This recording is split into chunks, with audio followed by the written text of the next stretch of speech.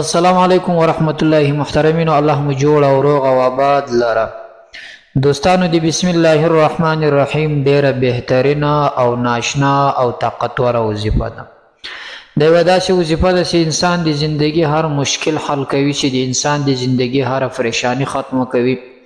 که د انسان په زندگی کې هر قسم ته پریشانی وي، که د رزق له لارې وي، که په کور کې جګړې بې اتفاقي یا د بدنظري چې هر څه وي،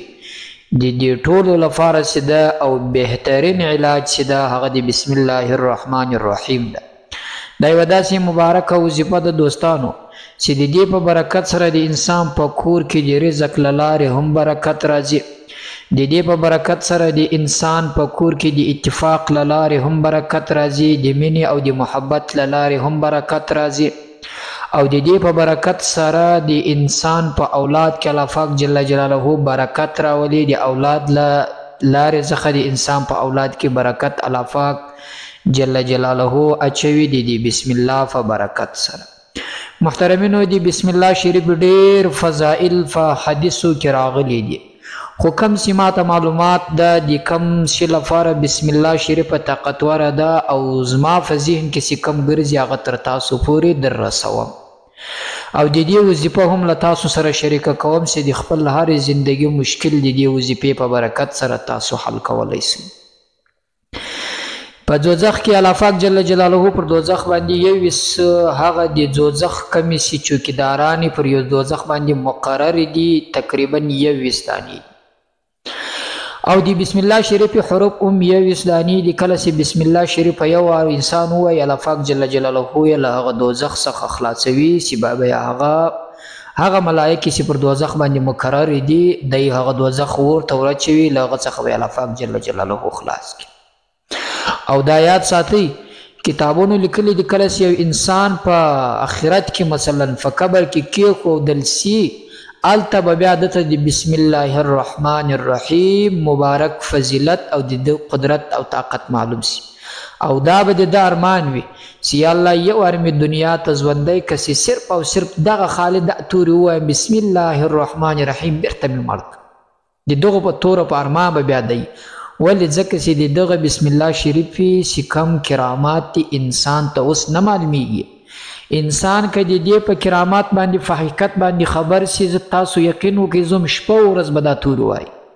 که د دې په کرامت باندې خبر سي الله پاک جل جلاله په دې کې کم قدرت، کم تاثیر او کم فضیلت یې ښیي ده. نو کله چې د یم په آخرت کې بیا دا ارمان کوي چې یا الله صرف دونه موقع راکړه چې یو وار ژوندی سم په دنیا کې خالی بسم الله شریف ووایم، فورا بیرته مرګ راکړه چې مړ سم. خو هلته به الله پاک جل جلاله ورته ووایي چې اوس وخت تېر ده، ځکه چې دنیا کې ما تا ته 50 کاله 60 کاله 60 کاله یا 80 کاله عمر در کړی و، نو هلته دې نه ویل اوس نه ویل کېږي، ځکه چې په آخرت کې بیا د دې انسان ته د دې کرامات معلومیږي د بسم الله شریف.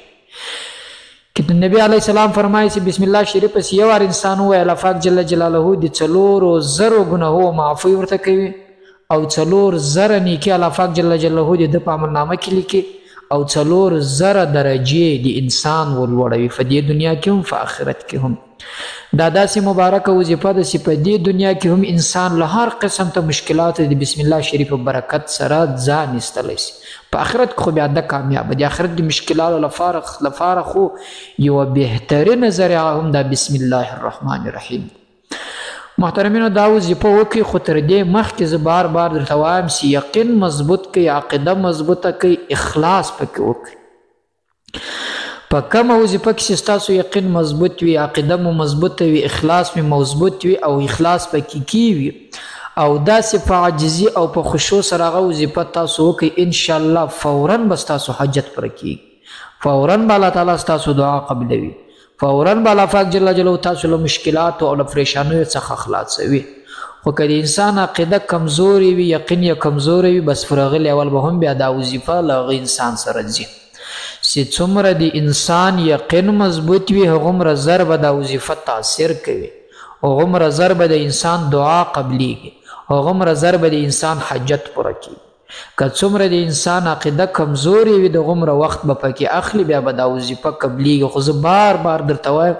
چې که چیرې دې مې عقیده او یقین مضبوط وي پر دا تورو باندې، پر بسم الله الرحمن الرحیم باندې، چې د دې په برکت سره زما هر مشکل حل کیږي، بیا یې وکړئ، بیا دا وظیفه وکړئ، بیا ستاسو مشکل حل کیږي. که مو یقین نه وي مضبوط او عقیده مو نه وي پر دې باندې چې دا به خو ګورئ دا کار وسي که نه سي، زه د بسم الله شریف وظیفه کوم، زه حاجت به حل سي که به نه سي حل، زما مشکل به فره سي که به نه سي، زما مشکل به ختم سي که به نه سي، او زما د زړه مراد به فره سي که به نه سي، زما دعا به قبوله سي که به نه سي، نو بیا ځان مه ستړی کوئ، بیا دا وظیفه مه کوئ. که دغسې د ثواب په نیت باندې وایاست، الله پاک جل جلاله به ثواب راکړي او الله تعالی جل جلاله په آخرت کې درجې لوړ کړي، هغه بیا ځان ته خبره ده. دوستانو دا یوه داسې بهترینه وظیفه ده دا د بسم الله شریف مبارک.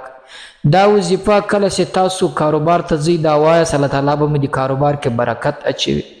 کم انسان چې کور ته راننوځي او بسم الله شریف ډېره وایي، د انسان په کور کې چې کمې جګړې، بې اتفاقي، اختلافات او بې برکتي د رزق له لارې یا د هغه د کور چې کم سامان د هغه د ختمېدلو چې مثلا دا راوړي د کور راشن هغه بې ځایه د مصرفې کېدو د مخنیوي لپاره دا بسم الله شریف یوه بهترینه ذریعه ده. ځکه چې په یو وار بسم الله سره د انسان په هر هغه کورني شیانو کې الله تعالی برکت اچوي. د خوراک پر شي چې وویل سي که څومره هغه د دوو نفرو لپاره تیار شوی، که انسان بسم الله په اخلاص سره ووایي، الله پاک جل جلاله به دومره کفایت ورڅخه ځینې وکړي چې 10 نفرو به بس. او د انسان له کوره بې برکتي ځي، د انسان له رزق څخه بې برکتي ځي، د انسان په رزق کې دا بسم الله شریف په برکت راولي. که یو انسان کاروبار مثلا د کار په سر کې سهار سو د کاروبار په مخ باندې ولاړی، خپل کار شروع کوي، هغه که دکانداري وي که هر څه وي چې دی یې کوي، مثلا دی پیسې جن ګټل غواړي، روپۍ ګټل جن غواړي، نفع جن کوي یا تجارت کوي، خو تر دې مخکې که دی بسم الله شریف ووایي، الله تعالی جل جلاله به بې انتها زیات برکت د په کاروبار کې واچوي. نو کوشش کوئ هر کار په بسم الله شریف کوئ، هر عمل چې کوئ چې مثلا بسم الله فرمایاست. که کورنۍ کاروبارونه یې په کور کې کم وي او کور ته راننوځئ، یا داسې د دنیا کاروبار کوئ، بسم الله شریف تر ټولو مقدم کړئ او الله پاک جل جلاله به ستاسو ټول مشکلات حل کړي. محترمینو هغه وظیفه درښیم، هغه وظیفه مثلا له هر لمانځه وروسته یې کولی شئ، خو که چیرې کوشش وکړي د مازدیګر له لمانځه وروسته ځان ورته فارغه کړي، دا خو په بېها. مثلا تصفیه به پیدا کړي، دا کم چې خلک انسانان ذکر ورباندې کوي، کوشش وکړئ تصفیه د لرګي د پیدا کړي، دا نه د لرګي رنګه تصفیه چې یو هغه د غمو رقم یې مثلا دا د لرګي رنګه تصفیه نه دي، دا کوشش وکړئ تر 100 زیات وي. کله چې دا پیدا کې پر دغه تصفو پر هره تصفه باندې یو وار بسم الله شریف ووایاست. مثلا داسې تصفیې دي چې 100 زیاتې وي، نورې مثلا تر 115 او تر 109 په دغه دوره کې سر سو، 101 سوه، 103 سوې، 115 سوې، 109 سوې، 109 سوې په دې دوران کې. دا تصفیې چې کله تاسو پیدا کړئ له هر لمانځه وروسته چې راووځئ، یا که وخت لرئ دورې ناست یاست خو به بیا،